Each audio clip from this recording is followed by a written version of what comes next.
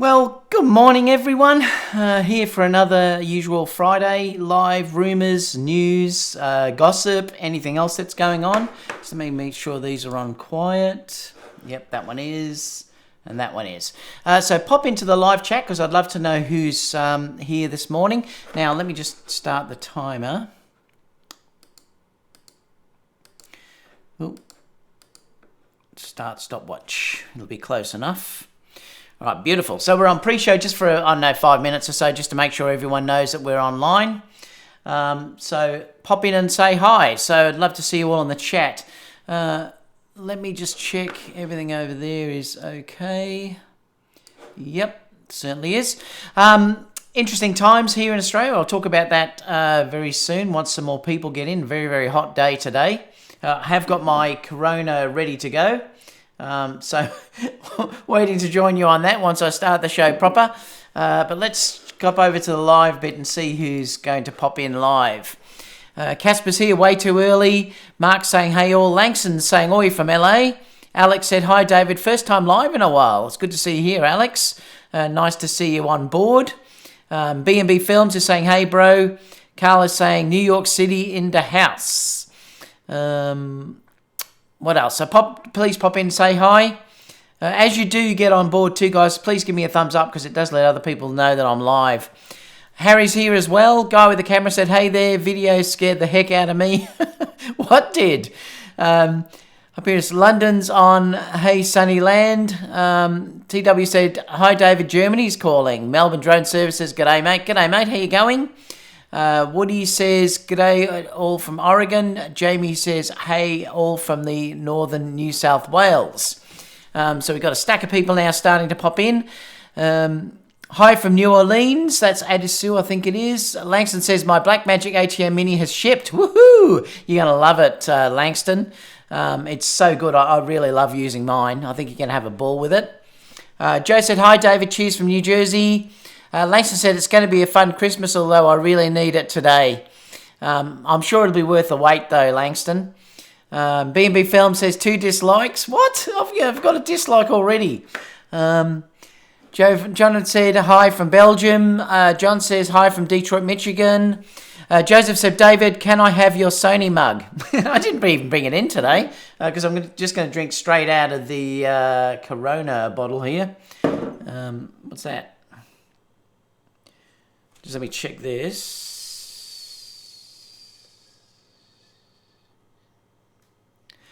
I think it's someone from Tamron. Let me just get this because I've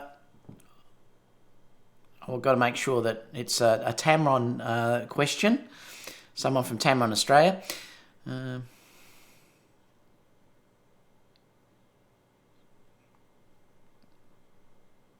me answer.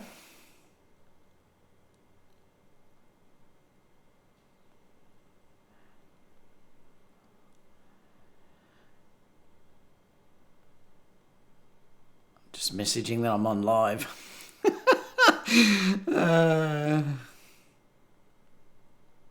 Imagine if this is the 7E to 180 Tamron lens. No, it's not. It's primes. I love it. Yeah, so that was Tamron Australia, so it might be something exciting. I don't know, but who knows? What else have we got here? I know who gives a thumbs down. I mean, really, what's the point? I know it is. It's incredible. I get them all the time, Alex. It's ridiculous. There's so many haters out there. It is crazy. The funny thing is, I was talking to Kerry about it the other day that I don't ever think I've given I haven't. I can be honest and say I've never given a thumbs down for any video. If I find something I don't like, I just don't watch it. I go somewhere else. But it is interesting how you get the haters out there. Just jealous people, I think, and just haters will be haters. Where were we?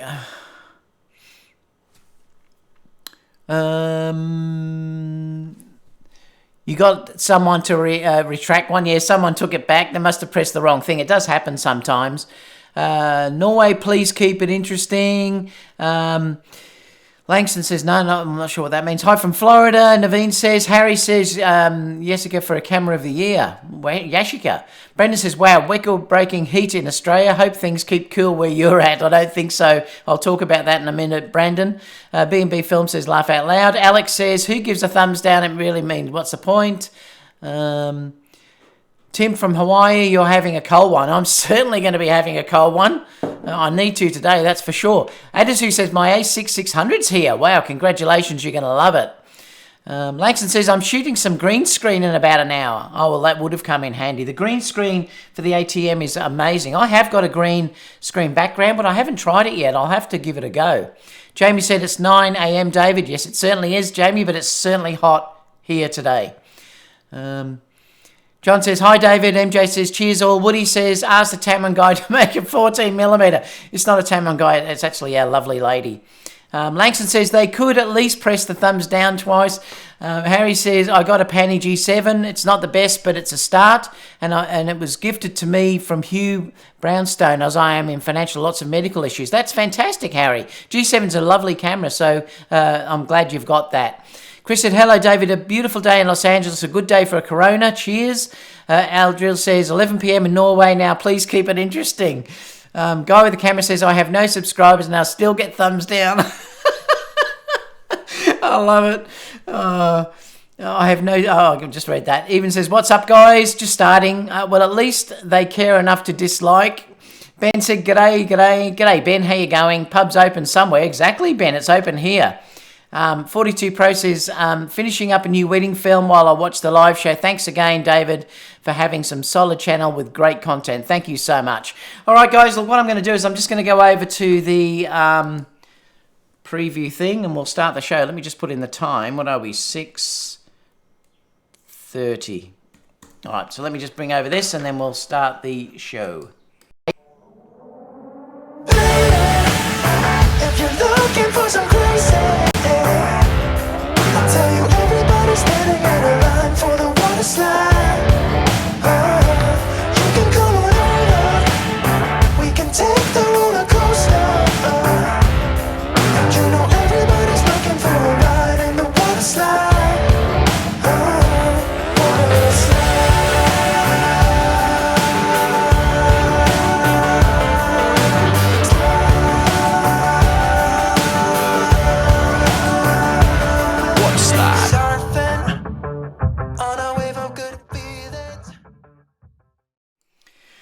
Welcome everyone, back for our usual show. I'm going to open up my beer actually. Let me just grab the bottle opener. Look what I've got here. I've got a little Vegas. I picked this up last time I was in Vegas a few years ago. Is it going to get a face detect? I'm in Vegas in around about 6 weeks. I can't wait. It's getting so close now to seeing all of you guys in the US. So really looking forward to it. Now you might be saying, why, David? You might be saying, David, why are you drinking at 9 o'clock in the morning? Well, it's later somewhere else in the world, isn't it? And let me just say that today in Melbourne, it's going to be 113 degrees Fahrenheit. So it's 45 degrees Celsius today. 113, it's probably going to get to 114 degrees Fahrenheit. So I think I deserve a beer today. It's ridiculously hot. So here we go. Cheers, everyone.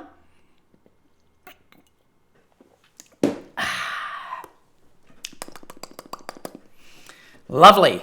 So how is everyone? Really good to see you all again. Not much news really. So I'm going to bring up some news that we have, and then we'll also just talk about general news and stuff like that. We can talk about the firmware that Sony's brought out and some a7 IV rumours and things like that I thought we'd discuss. Let me just see where people are saying just before we start.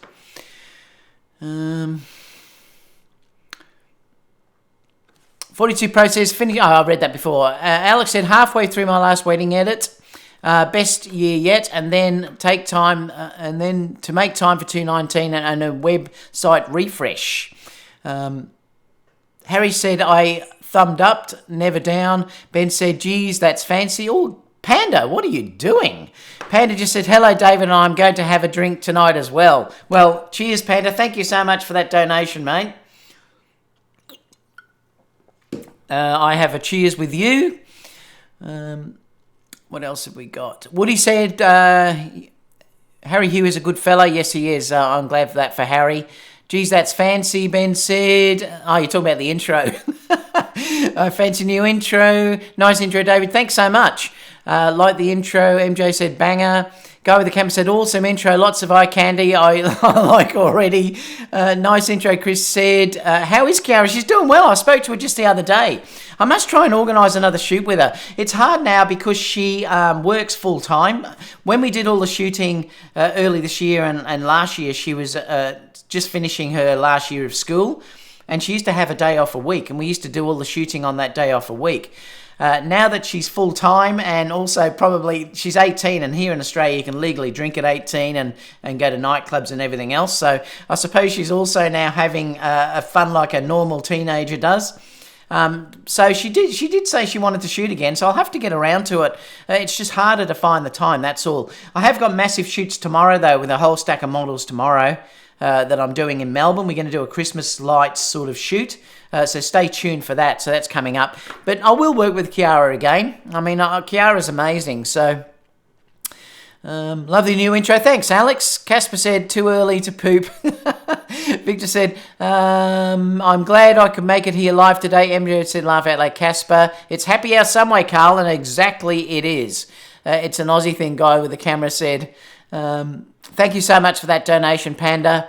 Roy said, I gave a big thumbs up, guys. Thank you so much, Roy. Leslie said, hey, David, g'day. Hot. Oh, no, it is hot down in Melbourne today. It's ridiculous. 113 degrees Fahrenheit today.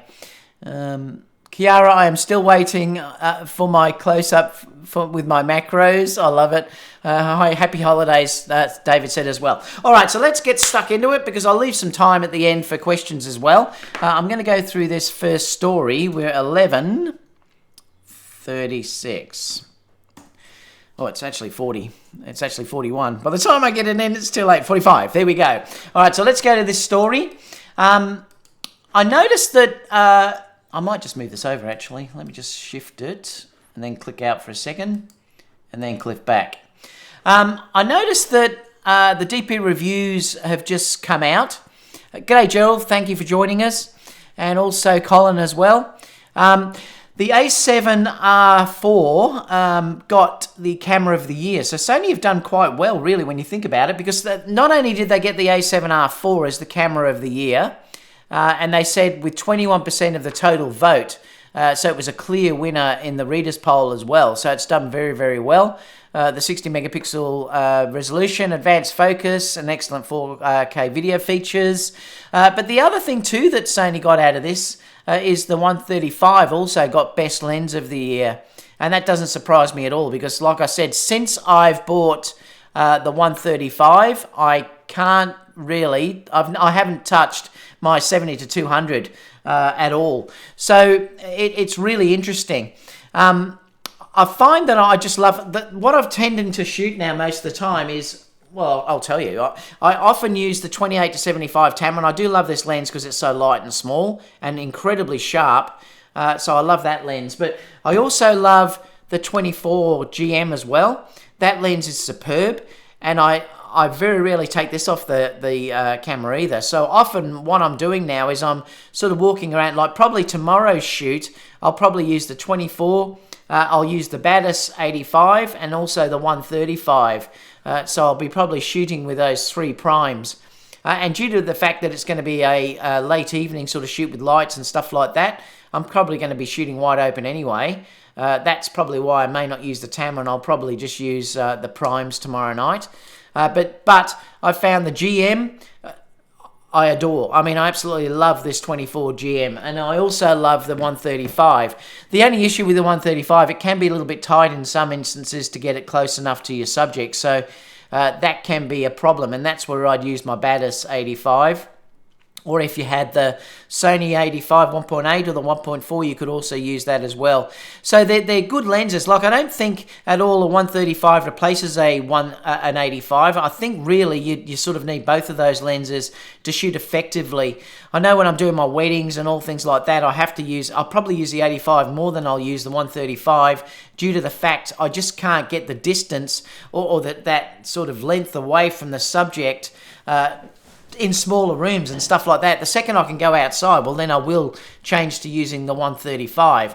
But you know, then you'll have group shots and stuff like that, and then I'll probably use the 24 in most shots. So I'm not surprised anyway that it did get the lens of the year, because it certainly is one of the sharpest lenses that I've ever used, probably on a par with the Sigma 105. They're certainly the two sharpest lenses that I've ever had. As well as the 55, I also find is incredibly sharp as well. The version I've got is amazing. But it doesn't surprise me at all. But really, this is just good news for Sony that they did get Camera of the Year, and they also got that Best Lens of the Year as well, which is the 135. So, like I said, it doesn't surprise me at all. And Sony have done very, very well with DP Review rewards over the last couple of years.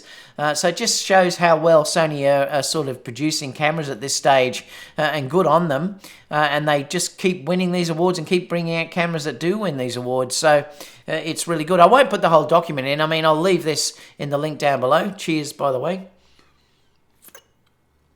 But I just thought I'd share that to say good on Sony for getting that up. Now, I'm not going to go to questions yet because that wasn't really long. That was just, I just wanted to share that with you. The next story, though, is a bit more interesting because it's the firmware story. Let me go 15. Oh, it's 16 actually.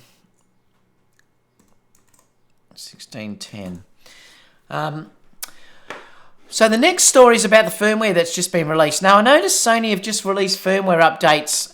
Look, it's more for flash with the a7 and the a7R3 and the R4. There is an extra feature with the R4 that gives something where you can save that My Menu setting and enables the use of that to load custom camera settings, so you can use that. Apart from that, it really only relates to the fact that you've got to have the HLV F60RM flash, which is a Sony flash, and you've also got to have the HVL F45RM, and it's compatible with that Commander, which is the FAWRC1M. Now, if you look at it, what it's done, it's put basically the software that you see on the Commander inside the camera. So that's really what it's done. Apart from that, it's really not much at all. I mean, I think there was a thing saying improves overall stability of the camera, so it's probably worth, you know, installing just for that. I haven't installed it yet. I think it's a bit meh, really. I'm still disappointed that they haven't brought in the changing the color icon for focus like they did with the A9, and you can now do that with the A7R4 and the it's only those two full-frame cameras. I really think they should have probably brought that out for the a7 III and the a7R3. I mean, surely that cannot take much to add a color icon in the firmware. It can't take much processing. I mean, I wouldn't think so anyway. I can't believe it would, to be honest. So I'm a little bit disappointed that they haven't added that. It looks like if you're dealing with firmware now, probably the A9 is probably almost going to be complete now. I don't think you'll see much now added to that, seeing that the A9 II is out. So there's no way we're going to get picture profiles on the A9 cameras, particularly through firmware updates. I don't think we'll even see that in the A9 II because we haven't got that either. So I don't think that's going to come out. But I am a little bit disappointed in that firmware upgrade. I thought it was just a little bit blasé when you look at what Nikon have just done by adding RAW support. Looking at what other, say, Fuji have done with their cameras, looking at what Panasonic have done with their G9, making it basically a GH5. I mean, I know we got a decent upgrade with the A9. It was an amazing upgrade, to be honest. I shouldn't say decent, it was incredible when we got the live tracking and all that sort of stuff. But apart from that, you know, I mean, it really hasn't been much. They certainly aren't competing on the firmware side of things. And I just hope if Sony does watch this, that they really should understand, they really should help people out with their older cameras. It doesn't stop people buying newer gear, because I think people will still buy the new gear, but it certainly keeps people that have invested in their technology happy. And I think the least they could have done is added that color icon for the focus mode, because that gray is atrocious. I mean, you just cannot see it. If you're trying to get focus on something and you're trying to move the focus point, you just cannot see it. So, you know, Sony really should have upgraded that. Now, I'm going to open it up to the chat, because I'd love to know what you guys are thinking about this. If anyone's upgraded the software, whether they've seen any problems, if they've seen anything better about the camera after updating it. Cheers, everyone. Roy said, evening from the UK. G'day, Roy. Is this intro new? First time seeing it? Yes, it is. It's new. I just thought I'd put one together. It's better than just switching off, and at least now I can sort of show something a little bit more dynamic. G'day, Gerald. How are you? Colin here. Camera Rumbling said, what did I miss? Fill me on the top. Well, you haven't missed much. We were just having a little chat. Gerald said, hope you are keeping cool and safe from the bushfires. Yeah, we are, Gerald, here down in Melbourne at the moment. We are on a total fire ban today, though. So no one can light fires anywhere in Victoria today and New South Wales. New South Wales, which is above us, has been particularly bad. 2 firemen last night, unfortunately. The volunteers died doing their job, so it's very dangerous actually at the moment. I'm sure the way things are going that we probably will have a very bad bushfire season here as well. It's just that ours usually comes a little bit later in the summer. But if we get many more days like today, you know, we were 113 Fahrenheit today. For the Europeans, it's 45 degrees Celsius. It's going to be a bad summer, that's for sure. So, you know, it's not only that, you've got to worry about the animals. I mean, I'm not sure whether you in America and Europe saw the horrible things that were happening to the koalas, because koalas just sit in the tree and they're, you know, they can't get away. So we're losing, you know, probably hundreds and hundreds of koalas, and at least kangaroos can run and stuff like that, but koalas can't. You know, there's possums that will sit in the trees and everything else. So it's pretty bad for the wildlife as well. We've lost a stack of homes. I think it's probably up around 30 homes at this stage. And when you think this is so early in our summer, it's pretty bad. But yeah, at the moment, fine. Hopefully it won't get much worse. I have been occasionally on the verge of being told that we had to evacuate. I know the last massive fires we had, we got almost to that point. So yeah, hopefully it'll be all right. And I'm just going to have to try and keep the plants alive today because it's so hot, it's ridiculous. Thanks for that, though, Gerald, anyway. Carl said, after all the handwriting and belly etching, the a7R4 swept the awards. Photomiac, g'day, Photomiac, how are you?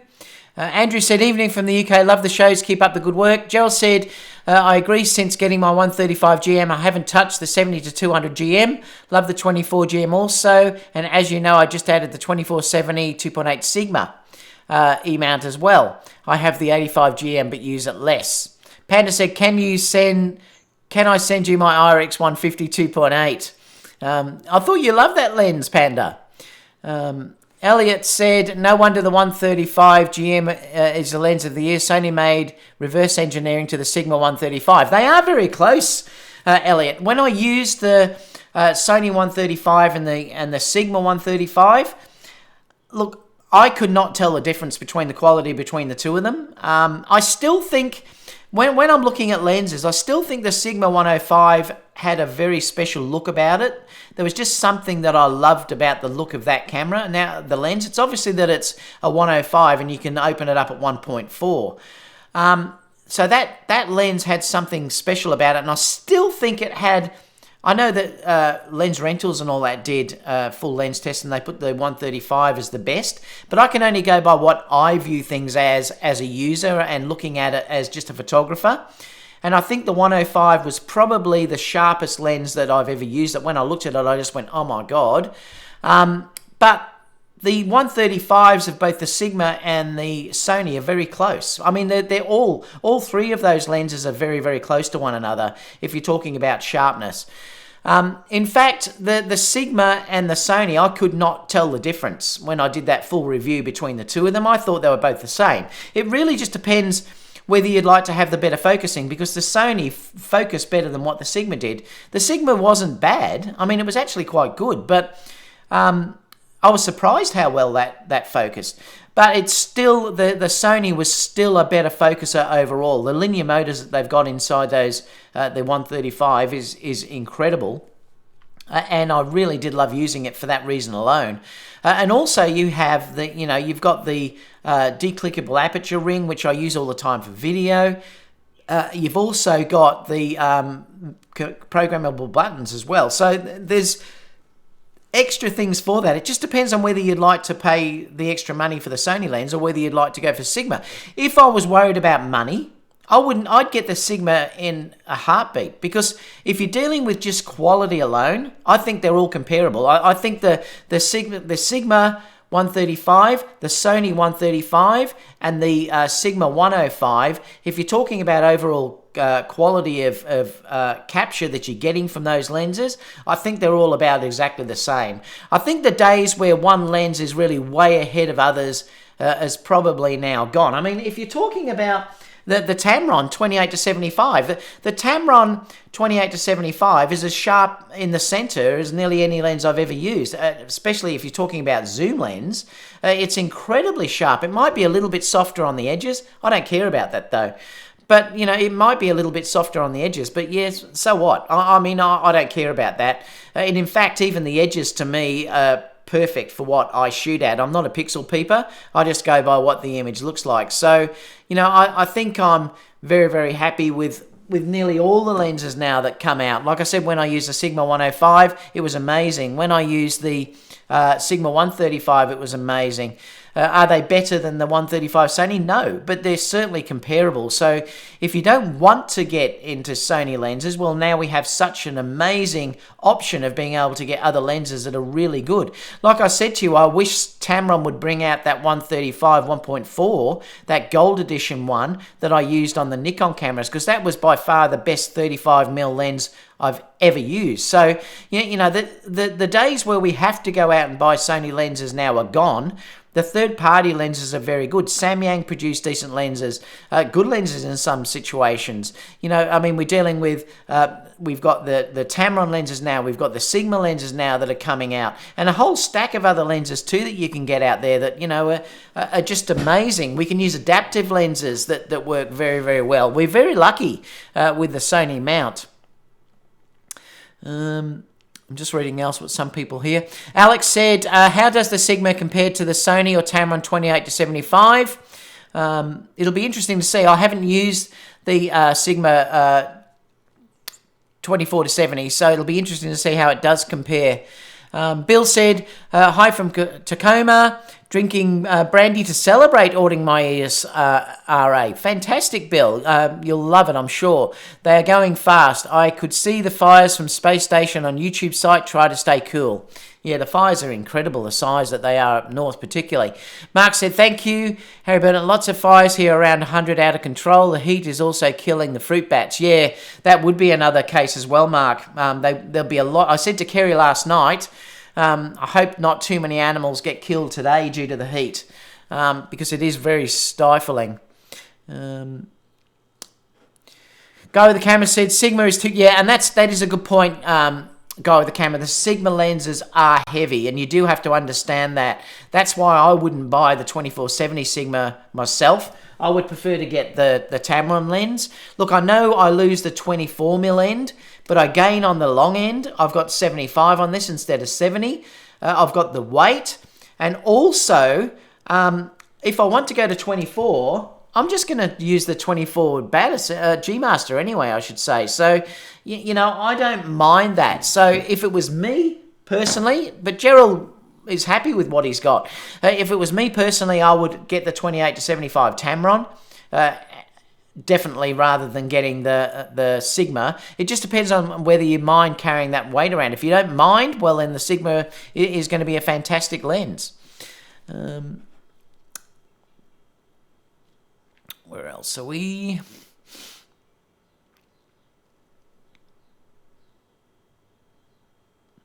Joel said that's way too hot for every living being. Yeah, it certainly is. I'm even putting water out for the bees this morning because we get stacks of bees here, like heaps. And I've got a little tub outside, which is like a bird bath, but I fill it and it's completely surrounded with bees drinking it. It's amazing. So even the bees are coming in to get the water as well. And the birds are drinking from that all day long. But you'd be surprised. Someone said someone laughed the other day when I said I'm giving water to the bees, and they said that's ridiculous. And I said I should take a photo to show you how many bees are actually drinking from this fountain. It's incredible. You know, like I'm getting hundreds all day long, just keep coming in. So yeah, it is incredibly hot. What else have we got? Barry said, good morning, David. My Sony a7R4 works so well. So pleased I bought it. I bet you are, Barry. Oh, I'll be using the A9 II tomorrow night for the shoots because I'm dying to try that out in some shoots with some models and stuff like that. So I'll probably use the A9 II tomorrow. So I can't wait to try it. If it's during the daylight, I think we started in the daylight earlier, I might try and do a shot with the A9 as it is, the A9 I and the A9 II, to see if there is much difference in the color science, because that would be a really interesting test. So I'll just have to make sure I use manual white balance. I do the same lens, match the same exposure, and then I'm going to do a test, say a face shot or something like that, and we'll just see how the color balance, if the color science has been improved. So stay tuned for that. Can't wait to see that, actually. James said, what's up, family? Mark said, hey, Ike, Gerald, and everyone. David said, good evening, David, from Manchester, UK. Great show, great info. Keep up the fantastic work. All our thoughts to the firefighters down under. Yeah, I know, like I said, 2 died yesterday. It's very, very sad. Just started to using the aperture ring on the GMs. God knows why I didn't use it. I know, Alex. This aperture ring is unbelievable. The good part about using it is, if you want to say use it, and I do recommend doing this actually, is you can have it declicked or you can stick it onto click. Now, I advise that if you're doing photography, because the issue is sometimes you can move it by accident. But the fantastic thing is that if you want to turn it off, well, when you're doing video, you don't get that stepping. The problem is, without this aperture ring, if you change it in your normal camera, you'll see steps between apertures, and you'll see that in the video, and it looks terrible. Whereas if you do it this way, you can manually just twist it, and I do this all the time. I'll be in one area, and then the light will just change slightly, and all I'll do is I won't change the ISO or the shutter speed. You can just very slowly change your aperture, and it's great, and then you don't get that stepping that's there. So I really like doing that as well. So having that on a lens for me is a big plus. What else have we got? You can also declick it too. If you want to, you can do it so that you can still control it the manual way, which is going through your lens. I mean, that's the beauty of that. You can make it on automatic, and then you can use it on your normal controls too. So it's really good how it works. Guy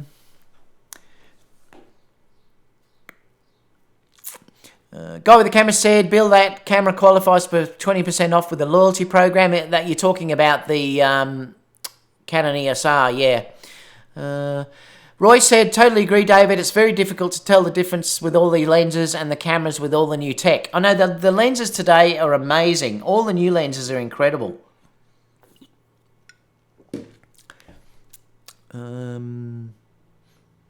James says, Photomech, what other benefits do you get from the firmware update other than ProRes and see-fast cars? That's all I know of. It's still pretty an amazing update, though. I mean, to get raw ProRes video on that is incredible. I wish Sony would give us something like that. No, we haven't missed the A7S3 yet. Elliot said, did you guys hear what David says? Sigma 135 is my secret weapon. It's on sale at B&H from 1,000 go to... I know, how cheap is that? Like this is what I'm saying to people, particularly if you're... haven't got much funds. If you haven't got much money, well, you can almost get a Sigma 135, and you could go out and buy the 24 GM for not much more than you would pay if you were going out and, say, buying the Sony 135. I mean, they are mass savings. You know, I mean, if you're talking about doing that, it's like, say, buying the Sigma 2470 and things like that. You can save a lot of money, and it gives you the option to buy another lens. That's the beauty of buying something like, you know, something like this Tamron 28-75 lens. The money you save on, say, getting this, than, say, the Sony 2470, it gives you the money to, say, go out and almost buy a 24mm GM. So, you know, it's certainly worth thinking about if you can't afford to buy the Sony glass. Dan said, hello, David. Is the burst photo feature on the A9 fast enough to make a super pro res photo in post? I'm not sure, Dan. I'll have to probably test that. You're talking about shooting video, aren't you? Well, you can. Let me just see if I can open up these images. Let me see if I can find them for you.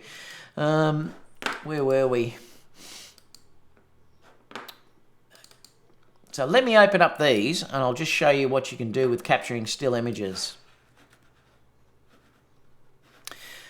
All right, so I've got 3 that I can show you here. I was going to do a movie about this, actually, a video. Let me just reduce this down so that you can see the whole thing. How small do I have to go? All right. Now, look, this has had a bit of editing, of course, but this was captured with the Sony A9. This was captured when I did the video for this couple. I wasn't there as a photographer, but I just thought, look, I'd love to try and see what I can get from a still image from the video that I did. So this is what I got anyway. So this image was captured from a video still. All I did was I took it into Final Cut and I extracted the image from Final Cut and then edited it in Photoshop like I would with any other image. So that's one. I'll show you another one that we've got here. That was another one that I grabbed from the video. That's really a straight capture without any editing done at all. Now this was moving at the time, so they were flying on this little go-kart thing, and they were zooming past us, and I said wave and carry on, and that's another still that I grabbed from that as well. This is another still that I also grabbed. I was circling the bride here with the camera on a gimbal. This had the camera on a gimbal for each shot, so I wasn't hand-holding this. It was on the, I think it was the Moza Air 2. And so this was also taken from a video as well. Now, I think this is probably the future, and the reason why I'm saying this is because if you look at what we're getting here from an A9, this was a low-res file. Now, I could only print these out probably at 5x7 because that's all the resolution that you're going to get with this, because the second you start to blow these up, I don't think I can't do it here, but the second you start to blow them up, they haven't got enough resolution in them to be blown up to a large print. They would start to degrade. So at a 5x7 inch print, I think it would probably look amazing. It would be fine. If you went to 8x12 and stuff, it would start to degrade a little bit. But that's talking about a 24 megapixel file size. Now, what about, that's talking about, a 1080, I shot this in 1080p. I didn't even shoot this in 4K. If I shot this in 4K, I would have got a much better result, The interesting thing here is I thought, wow, I wish I'd done it so I could have tested this. And in fact, the bride absolutely, because I posted these on social media, and the bride absolutely loved them and offered to pay for these as still images. And it was interesting. I had to say to her, look, that's fine, but you could only print them out as 5x7s at the resolution I was dealing with. So I was only 1080 here. Now, if I was shooting at 4K, could you imagine what type of result that I could get out of this type of image? What about if I went to 8K? What would happen then? If Sony or any camera does bring out 8K, which we know eventually is going to happen, could you imagine that the stills that we can get, you can just capture from a single moment like what I've just showed you here? And I'm going to do a video to talk about this because I thought this was really interesting because, you know, it really is. Now, there's a couple of things that you've got to be aware of is that you have to... Also watch your shutter speed, because if you're following that 1/50th of a rule and there's any movement, you're going to get movement in the image. So you may have to crank your shutter speed up. But I often do crank my shutter speed up in video anyway. And really, I don't mind that. And, you know, like if you're shooting with a faster shutter speed, you're going to be able to grab any image out of that film footage and make amazing results from it. So if you think that video is not going to be the future, I think it will be. I think eventually we'll just be shooting video and grabbing stills from it. The issue is that we can't use flash, but I think as time goes on, I personally am shooting more and more continuous lighting now. Like my ProPhoto B10, I use probably in continuous lighting more than I use flash. So if you're dealing with it in that regard, you would just treat it like you're doing a photo shoot. So people that have the ability to shoot video and the ability to shoot stills are going to end up with a massive advantage in the coming years, because I think this is probably what the future will be. You know, I'd love to know your opinion on that anyway. But, you know, like when you think this was captured from an A9 at 1080p, I think it's incredible for what you get. Let me just come back to the chat.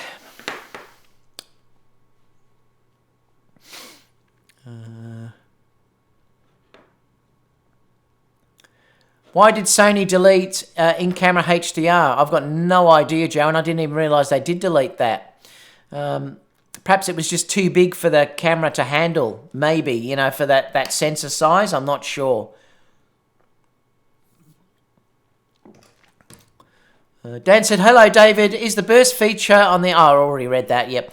Mark said, make sure you put a stick in water bowls to let smaller creatures out. Yeah, I should do that, actually, Mark. That's a good idea. Gerald said, you will get to try out the Sigma 2470 2.8 on our Western USA WPPI trip. Wanted the focus hold button and the AFM manual switch. Sigma lighter than the GM. Yep, fully understand. G'day, Casey. How you going? Camera Conspiracies in here. He's switching to Kodak. I love it. I've been watching Casey's Camera Conspiracies videos all the time recently, and some of them are classics. It's really good. James said, David, are you doing any training on how to shoot fusion videos for weddings, like a tutorial? I should do that, James, actually. I just have to get around to doing it, that's all. Mark said, haha, Kodak Conspiracies, I love it. Gerald said, Sony USA has discounts now on all GM lenses, average $200 to $300 United States dollars. Wow, that's great, Gerald. Thanks for sharing that for the US users. Did anyone else score the $249 deal, student discount on the a7R4? That was a great deal, wasn't it? It really was a good deal. What else have we got? Any suggestion when the a7R14 drops? Well, look, I would think it would be a while before that camera drops prices. We are going to get probably an a7 IV soon, and I'll talk about that as the next story, I think. I know a couple of stories on. But it may drop a little bit by then. Thank you so much, Long Rider, for that donation. Really appreciate it. Cheers, mate.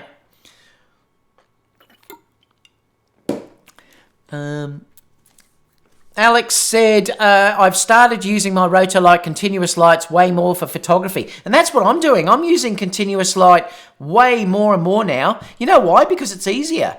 You can see what you're going to get. You've got full control. You can balance the color temperature without using gels and things like that. I absolutely love it, and I find it way quicker. I really like it, and I'm using it more and more. I agree, Alex. Very versatile, and be able to see the light before you take the shot is such an advantage. The EOS is amazing. Yeah, they are great lights, those. Hey, David, are you still loving the Vanguard VO Select? Yeah, I am, yeah. I mean, I actually love it all the time. I used it just the other day, actually. James said, regarding ProRes RAW at 4K, do you think a much better file will be produced to take stills from? Yeah, I do, yes. Because you wouldn't have any compression, obviously, at all. And see, this is why I'm saying the future is going to be this. The future is probably going to be shooting, say, 6K RAW, and then you will be able to drag usable stills from that. And don't forget that I've got great software. On1 has great software that can interpolate and blow up images incredibly large, and you'd be amazed at the detail that you can get when you use their software to interpolate. So I think that probably is the future, yes. When you eventually can shoot RAW, because then you have the full, you can edit fully. When you get that, you'll have the dynamic range that you're going to start to be able to edit, and I think it will be incredible, and I think that probably is the future, yes, definitely. I think the future is almost going to be that you'll go to a wedding, you'll capture the whole thing, and then later on, you'll just grab off the stills that you want to grab and capture that perfect moment. I love photography, but it does make sense to me. I mean, after doing what I just did with the A9, it now makes perfect sense to me that if you've got the capability to do it, that you certainly could get some incredible images that you would have never captured before. We just haven't been able to do it before because the video file sizes haven't been good enough to do that. But like I said, when I captured those images, I was surprised at how good that I could get those images, straight from, let me just show these again. I mean, basically straight from an A9, and that could save your bacon, I mean, like if I'd buggered up the images with film, with my photography, I could now almost think, well, wow, I could almost get away with doing it as long as I've shot video at the same time. In an emergency, I could get out of it and get a reasonable result back from this. And, and it's incredible when you think about that and how this is going to change what's going to happen in photography, I think, in the future. Because I definitely think it is going to be a massive thing. Once the video are capable of being extracted and give you enough detail to shoot a reasonable size poster, and if you're dealing with, say, 6K to 8K, then you really have got a decent size image where you can start to produce posters. I think that probably is the way the future is going to go. I don't think it's a bad thing. It's just like change. We're just going to get change in everything. What else have we got? Gerald said, Super is talking to someone else. Great, David Love. Leave those photography losers behind your camera conspiracies. James said, Photomir, he's talking about something there anyway. Long Rider said, I just picked up the A7R4. Congratulations, Long Rider. With a 300 trade-in bonus and added the 24GM. You're going to love it. It's going to be a good Christmas in the Long Rider house. It will. What a fantastic combination. That 24GM is unbelievable. The way you can shoot that lens like a portrait lens, to me, blows my mind because you should have massive distortion. There is some there, but I'm telling you, I've shot that a lot in portraits. I'm going to review it soon and I'll show you. The video that I showed you at the end with Rebecca, this one, just watch at the end. I'll just see if I can get it. The one at the end, I don't know if I can fast forward this. The one at the end with Rebecca, was the 24. If you're looking for some crazy, I'll tell you everybody's standing in a line for the water slide. You can come on over, we can take the roller coaster. And you know everybody's looking for a ride in the water slide. Water slide.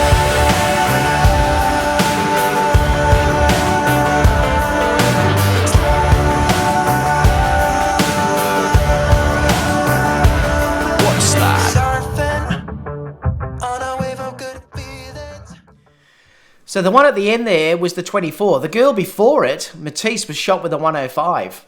So there's two different lenses that I've used there. So that was the Sigma 105. So I can't bring it up. I can actually, because I think I can open it up. It doesn't matter anyway.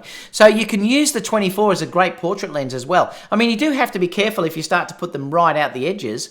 But if you don't do that, the 24 is an amazing lens. Like the distortion is fantastic. The colors are fantastic.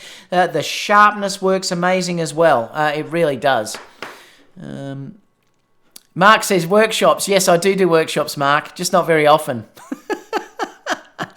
But I am going to do some more soon, actually. I'm going to do a couple of natural light and flash workshops here in Melbourne. Where were we else? Black Friday deal for my A9 3.8. Wow, that's fantastic. I paid $7 for that camera. I've not been able to find a comparison in dynamic range between the Sony a7R3 and the a7R4, is it? And the Sony a9. Does the a9 suck at recovering shadows? No, not at all, Alex. I'm going to just turn my air conditioner on. It's getting hot, so excuse me if it starts to blow like crazy.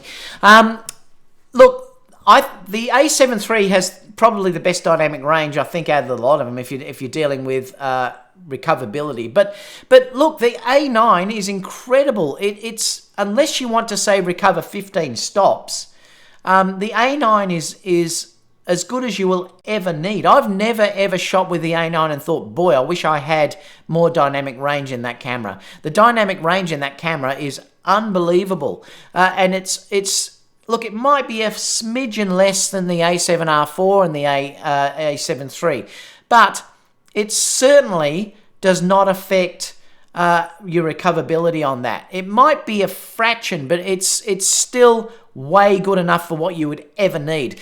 I mean, really, how often are you going to be underexposing 15 stops? I mean, it just doesn't happen that often. You only really do it for demonstrating. I did one ages ago to talk about how you could recover ridiculously out of it, but I don't expose like that. You know, I never would expose like that. I'd add flash or whatever. I'd add a reflector or something like that to balance the light out.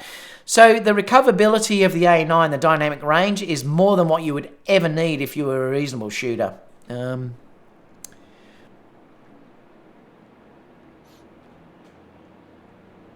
Alex said, Peak Design have a great deal on their version 1 bags at the moment. Just pick up the tote bag for my continuous lights and the flashes to replace my roller bag. Yeah, I've got a couple of Peak Design bags as well. The only thing is I find them a little bit expensive, the Peak Design stuff. James said, hi David, do you think Sony will ever move to CF Express cards? I hope they do, but who knows? I want to move on to the next story. Dwayne said, if you come to San Francisco, I will be, Dwayne. I'm definitely coming to San Fran. So get in contact with us in the photography videography skill. Gerald is organising a lot of the stuff because we're travelling all over the place, but we definitely are on your trip. So please be my guest on my cable car. I would love that, Dwayne. Contact us and we'll try and get to you roughly about the time we're going to be out. And we may not know fully until we get out to the States and then we sort of see where we fit in and all that sort of stuff. But I definitely am coming to San Francisco, so that would be amazing, Dwayne. I'd love it. He's also buying the a7R4 today as well. Congratulations, Dwayne. Finally called a live show. Can't do much in 47 degrees anyway. I know exactly, Dino. Collins, hi from Scotland. Alex said you gotta shoot it right. 1 to 2 stops should work. Yep. Do you think the a7 IV will have 10-bit or ProRes? I doubt it, but I'll discuss that in a minute. Actually, if you miss a shot by 15 stops, then you gotta give up photography. I love it. Hero said, I agree, photography is not your thing. 15 stops, haha. Look, you only ever do it when you see all those things on demonstrations of showing dynamic range in cameras. Well, that is only really ever a demonstration. It's just to show you what's possible. I don't think I've ever really shot an image that was 15 stops down and then had to recover it. You know, I mean, if you've done that, you've really stuffed the shot up. Now, it could get you out in case if it's the shot. Look, if that was the most amazing shot you'd ever taken, well, you may want to recover it and get a usable shot out of it. But like I said, for 99.9% of your work, the dynamic range of all the cameras that you've got out there now are ample.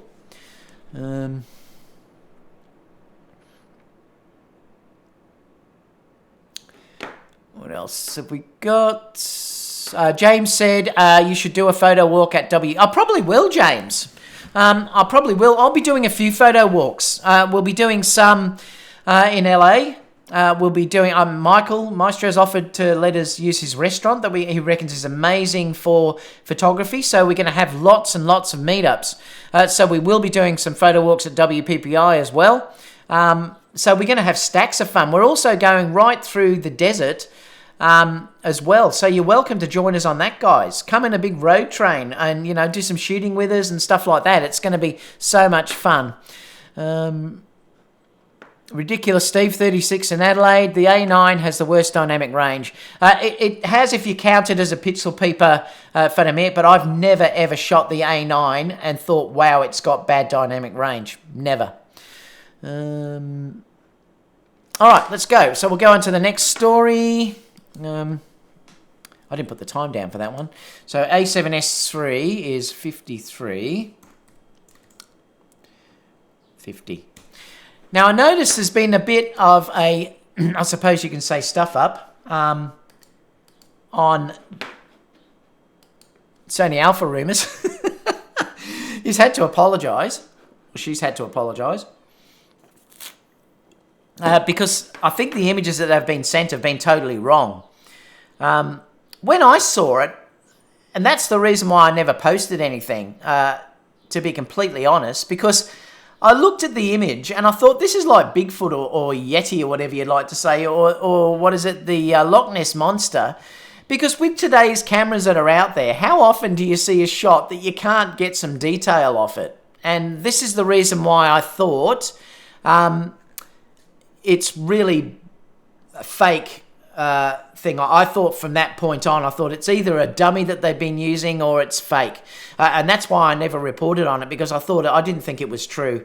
And it turns out that it's not true. I just noticed Alex said, are you coming to the UK in 2021? Yes, I am, hopefully, Alex. Yep, that should be the next place.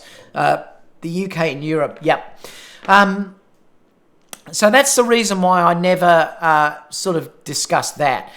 Now, they're saying that they still say that they did release this sensor that came out that was a 15 megapixel sensor with a quad array structure, and they're saying it may be good for the A7S3, but it's purely speculative.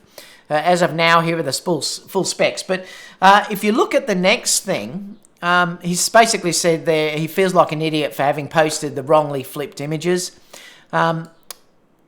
Where was the next one? I think it was here. He's put a note to say here that, just to be clear, yesterday I made a big shit, he said, in realising too late that the pictures I got from an unknown source were faked A7S3 images.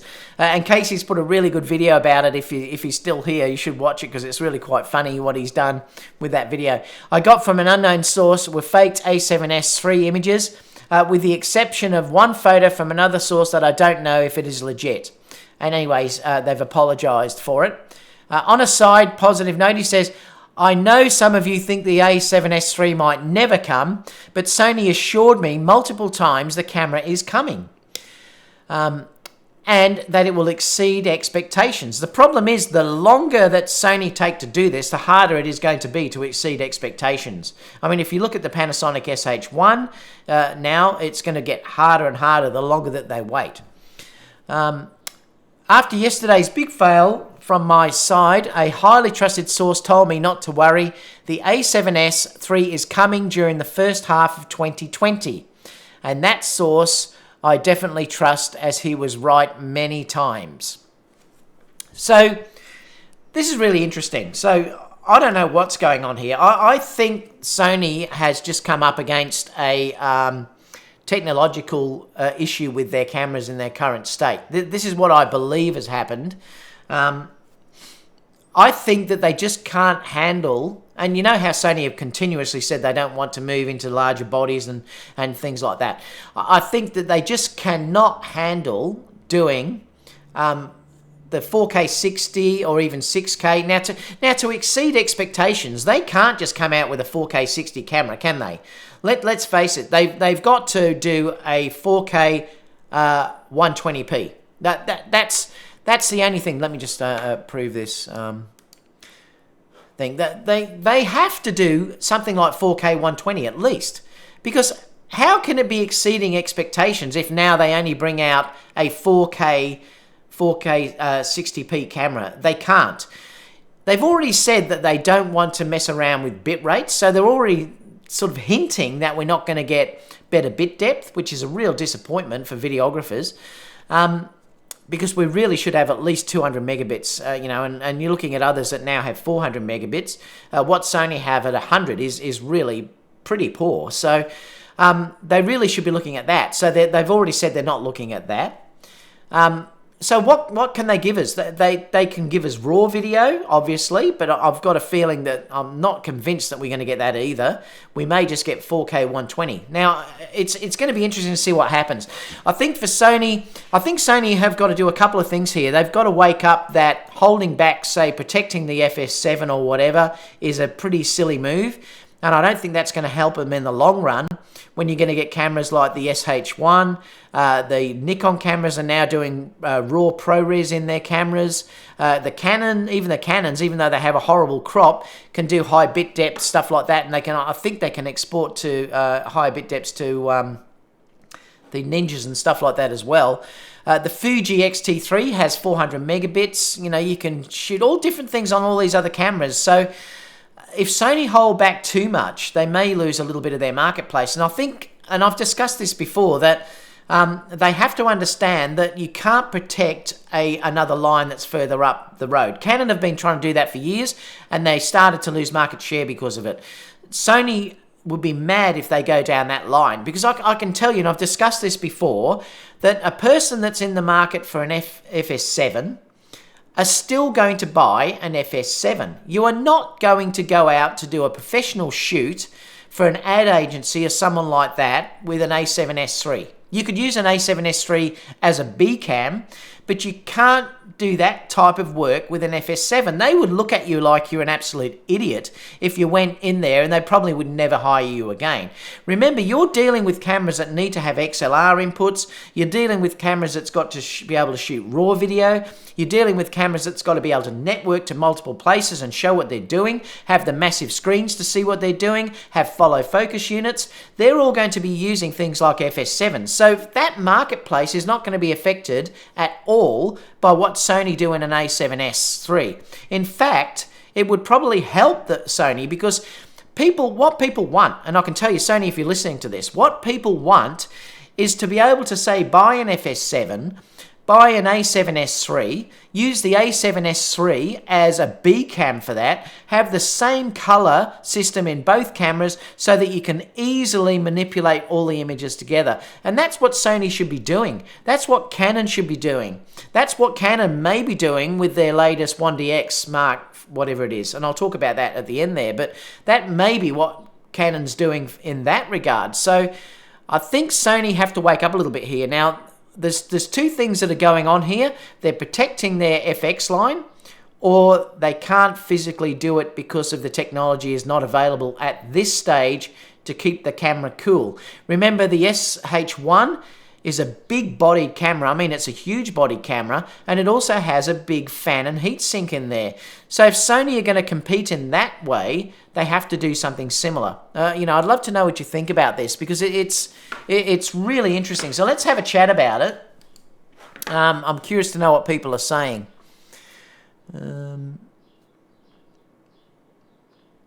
Yes, I probably will be coming to the UK in 2021, Alex. George said, hey, David. G'day, George. What else have we got? Mark said, about the image, what lens is on that image? That would have been the Tamron 28-75, because I used that all day on the gimbal, Mark. So that was the Tamron.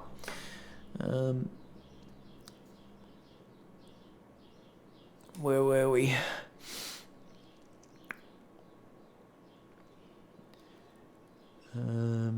How do you compare the autofocus of the a7R4 to the 9? I've only used the a7R4 in the shop, so look, I can't do a complete comparison.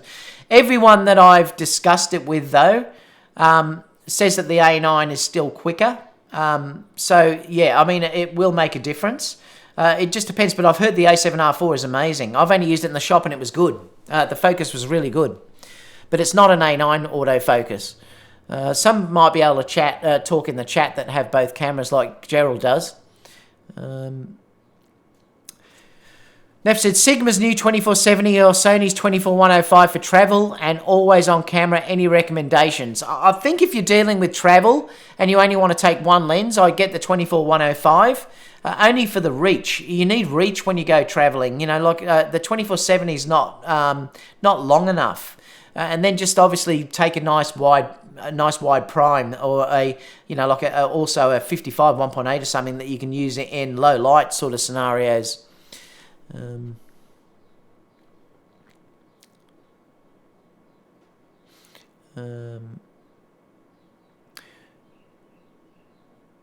What else? Jason said, at this point, the A7S III doesn't shoot RAW. 4K 120, 8K 60, and give you a... you can read that. A job. Then it will be received as a disappointment. Thanks for that comment, Jason. I nearly fell out and read it.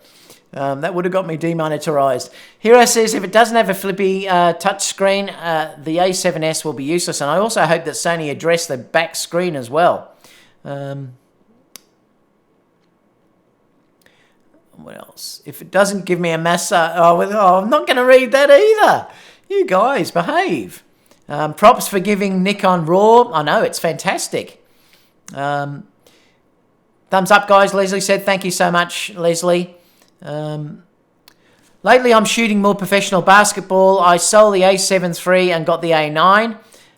Is the difference worth it? With the A9, would I be miserable when shooting portrait in general? No, I use the A9 all the time. I love it. In fact, it's still my go-to camera. So no, I don't think so at all. I don't think you'd regret it at all. Photomics on the terms of dynamic range. Like I said, Photomic, I've used them that much and I never ever have worried about dynamic range. Not on the A9, that's for sure. Like I said, I'm not shooting 15 stops under. I often will go 3 under if I want to go that, 4 perhaps sometimes if I'm trying to protect a highlight. But the dynamic range in the A9 is ample to do that. Like I said, I've never shot with it worried that I haven't got enough dynamic range. I'm currently shooting the Nikon D810 and want to switch to mirrorless. Do you think that now is the right time to switch? The Sony a7R4 and the Sony AIM combo, or should I wait for the A7? I would probably wait. Wait till I discuss in this next story about the A7 IV, because I'll discuss that in a minute, talking about CES. Gerald says, I agree, Sony has let go sticking to the small bodies. If they want to stay near the top of the hybrid market, they would not mind a larger body. I don't think any videographer would mind a larger body. I agree with you, Gerald. I think Sony have to get over that small body business. Tommy said, would love to see an A7S III with 12 megapixel Exmor, whatever it is, RS, backlit and stacked with phase detection. With a sensor like that, it's easier to achieve 4K 120. I think hopefully they will have something like a stacked sensor. That would make a massive difference to rolling shutter. So I do hope that happens. Yes, I agree.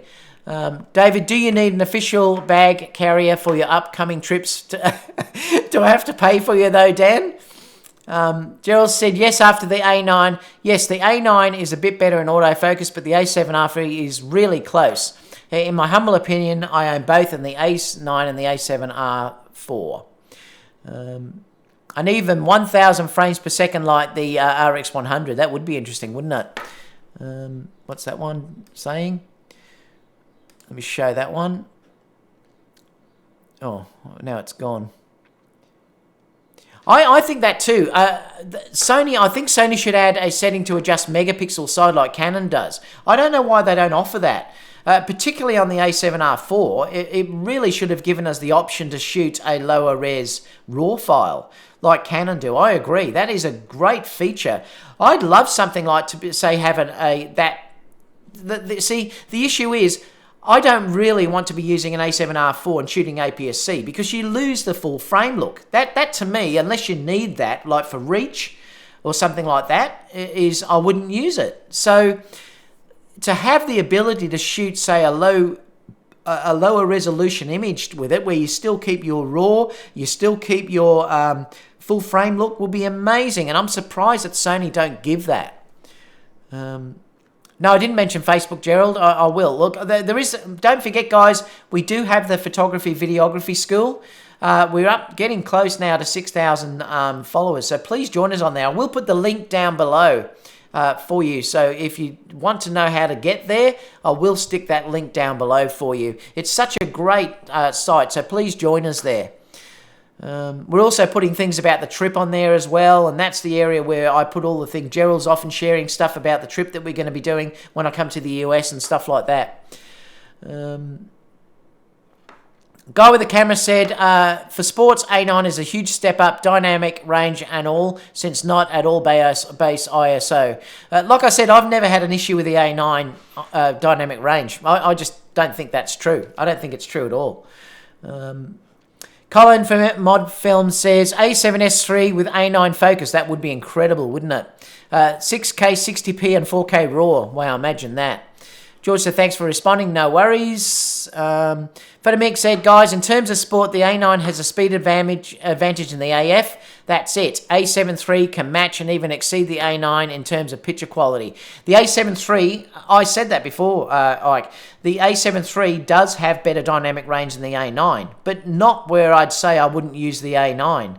It's pixel peeper stuff. It's if you really want to, and I'm talking majorly push it, you get slightly better with the A7 III, but it's not much. How is that? Are you talking about ISO and the A7 III? Dino said, angry photographer has a photo competition. Imagine if he gave it to a Sony. Yeah, that would be funny. Perhaps I should enter it. All right, let's go next story. Sony a7 1V. I'm just going to talk about that. This is interesting because 10950. This is quite interesting because this doesn't say the A7, well, the A7 IV. It does actually. But why I want to bring this up is because Sony have this CES press conference on January the 9th. So what I think is going to happen here, and they even said this down here, they said that my guess is that we will see a new A7 IV at the Camera CP Plus show in Japan, and probably the A7S III at NAB in April. That makes sense to me because NAB is the video trade show, whereas this CES could be the Sony. Now, there's two things that could happen here. I think it could either be CES or it might be WPPI. I mean, it could be one of those two places where they'll announce it. I think, and I discussed this last week in the live show, that I think that the A7 IV is definitely going to come out before the A7 III. And I said this all along. I think that you're going to see a new A7 IV very early in the new year. Now, my tip, what I'm predicting here, I might be totally wrong, but what I'm predicting here is that we'll get a 36 megapixel sensor, because that doesn't compete with the A7R4. It doesn't compete with it at all. It's completely different. If you want resolution, you'd still go for the A7R4. I think that the A7S3, the A7 IV is going to be a big, amazing release like the A7 III was. Now, just wait for this, because I think what could possibly happen here is, and I'm probably going to be proven wrong, but I think that we're going to get a 36 megapixel sensor. I also think that it's going to have the tracking of the A9. I also think it will have the 2 fast dual card slots. It may not have the better EVF because we're talking about a different price range here, so it probably won't get that, but it might get the A9's EVF or the A7R3's EVF. But I would not be surprised that to shut people up, I would not be surprised if they add some ability in that camera to shoot 4K 60. Now, it might only be that you can shoot for a few minutes. I've discussed this before, that I'd be happy with that. I'd be happy if I could get through. Most of my shoots that I do are 10 seconds long. That's most of the shots that I do are 10 to 15 seconds, and then I'll cut off a little bit at the front and a little bit at the end. So most of the images I do are that length in time. I very rarely shoot longer than that. If Sony gave me 3 minutes of 4K 60p, I would be happy. Now, they may do that because if then they bring out an A7S III or whatever that is, an A9S or whatever it's going to be, and that does 4K 120 with RAW or whatever that could possibly be, that still is a massive step up from what the a7 III has, the a7 IV. Remember, when the a7 III came out, Sony blew everyone out of the water. So I've got a feeling that they may do this again with the a7 III. And I think that's pretty exciting. So that's what my prediction is. I'd love you to put down below what you think the a7 IV may have. But I'm predicting 36 megapixels. I'm predicting dual card slots, both fast. I'm predicting the new body shape, obviously. The A9 tracking, which will be the same as what's in the a7R IV. And I also believe that we could possibly get 4K 60 with unlimited recording. Not in 4K 60, but unlimited recording if you're doing standard 4K or 120p. Or 1080p, I should say. So I'd love to know your opinion about that. But I'm pretty excited about it. And I hope I'm not let down, but I think we're going to be in for some amazing stuff. All right, so let's go to the next one. This is just news, just coming up. Photokina is interesting because Photokina will be a battle between Sony, Canon, and Panasonic and no one else. It's interesting that Fujifilm, Olympus, Nikon, and Leica have all dropped out of Photokina. And wow, I can't believe that. That's amazing. Well, I can believe it in a way because I think trade shows are a dying breed. I don't know how much longer they're going to last when people can get everything they need online, on YouTube and everything else. So I think that's really interesting. But this is good news if you're a Sony user, and also if you're Canon. It's really bad news for Nikon, though. To not be there and have Sony and Canon there is really bad news, I think, for Nikon. That's not a good sign at all. Last bit of news was this, because I wanted to mention this to sort of say to Sony, lift your game, because this is still only rumours, we don't know yet. Canon 1DX Mark III will shoot no crop 4K. Now, this is what they're saying this is going to be, and maybe 6K RAW video. Now, remember, you're also talking about a camera that is going to be able to do 4K 60p here with dual pixel AF. If they do all this stuff where you can get 6K RAW or 4K RAW where it's uncropped, this is going to be... Oh, I've got to come back to the window. This is going to be an absolutely incredible camera. Let me just move it. I didn't show the other stuff, did I, either? I better show that because I think I was on the wrong screen. That's CES conference. I'll put these down below anyway, where you can have a look at them. And Photokina, that's this one here, where it's showing Fujifilm, Olympus, Nikon aren't there, and Leica's not there. Sony, Canon, and Panasonic are. It's only just quick news. And then this is the 1DX, which I think, if this comes out spec'd like they say it's going to be, this is going to be an unbelievable camera, and I can't wait to potentially have a go at it. I'd never buy it because it's going to be way probably out of what I'd want to pay, but still, it's just amazing that they can do this. So that's really all there is on news. So let's open it up to some Q&A before I go and venture outside and probably melt and go and get a coffee. Gerald says the dynamic range of the A9 is excellent, just maybe a stop less. It is. It's actually been measured a stop less than the A7 III, and this is why I think Photomic's not right. Like I said, I've never ever shot with the A9 and thought, wow, I wish it had more dynamic range. I've never done that. And I shoot with it all the time. I shoot with the A7R2 all the time. I shot with the A7 III all the time. And I've never ever had it where I think the dynamic range is bad. I just don't agree with you, Ike. I think you're wrong what you're saying. Like I said, a stop for me is not an issue because I'm never underexposing where I need to have access to that stop. And that's what I'm trying to say to you here, that when I shoot, and I shoot extensively weddings and stuff like that all the time, I only will ever drag up a small amount because I try and expose correct in camera as much as I can. So having a dynamic range of 15 stops really is irrelevant to me, Ike. It just doesn't matter because I never really have to ever use that. I did it once in a demonstration to show how the dynamic range is there, but do I use it? No, because I'm always within range of what the cameras will give me. So the dynamic range is mute. It doesn't matter because the a7 III and the A9 are going to give me exactly the same result because I'm never having to pull the shadows up that much. So I disagree with what you're saying there.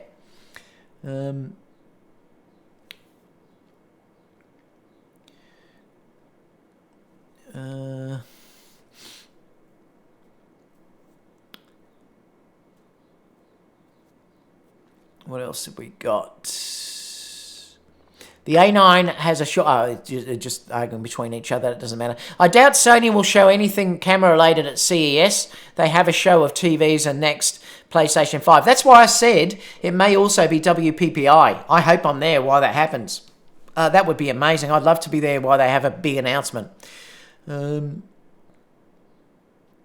with the camera said, Photomic, the A9 dynamic range is on par over you. Leave base ISO. Leave base ISO. I do have the a7S3 as well, and it's okay for sports. A9 keeper rate is much higher. I agree. I don't think Ike's right what he's saying in this regard.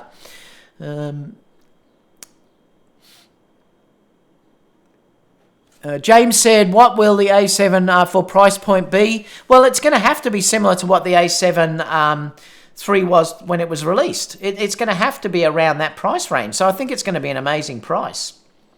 Oh, my cold sore. I had a cold sore. Kerry had one 2 weeks ago, and I got it from her. It's just about gone, though, luckily.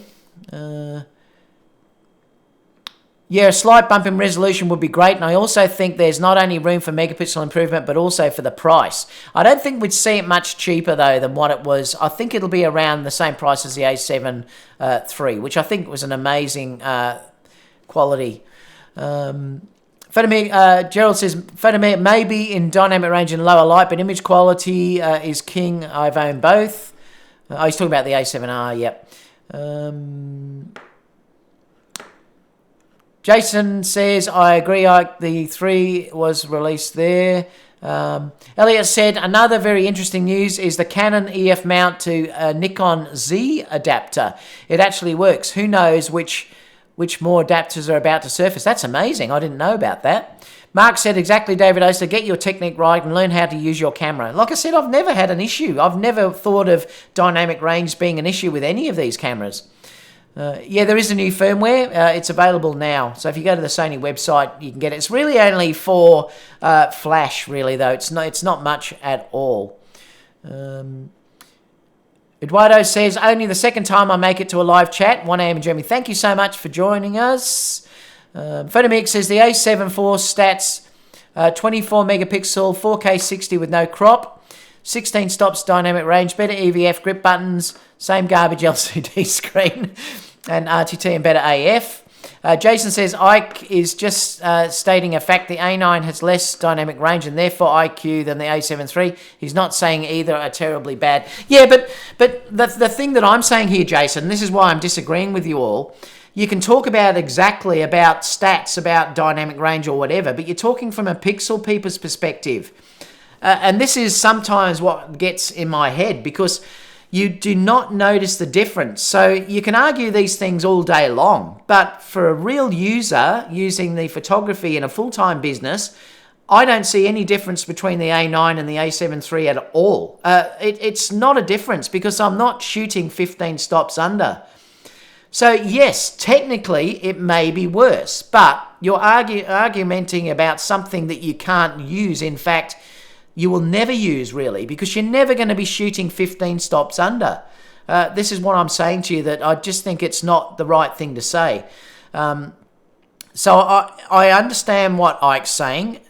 If you're looking and reading specs, yes, but that's what pixel peepers do, and that's not how I work. I look at things from a user's perspective and how it comes out for me. And I can tell you that the A9 and the A7 III dynamic range are both perfect. Yes, it might be a stop difference if you're trying to push 15 stops, but if you're shooting within the normal dynamic range, no difference.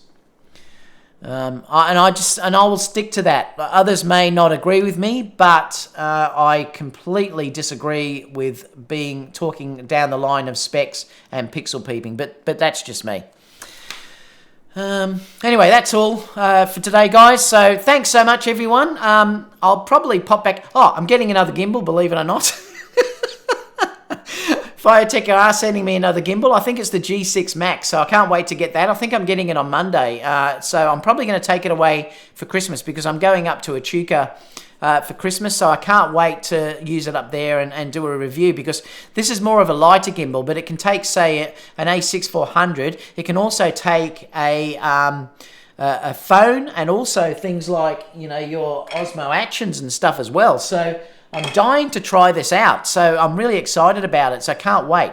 So stay tuned for that review.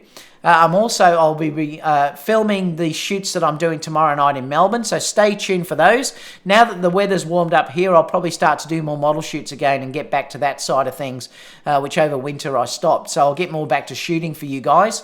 So I'll be looking forward to sharing all of that over the coming weeks as well. Apart from that, guys, I'll see you all in the next video. I'm off to have a coffee. I've only half finished my beer as well.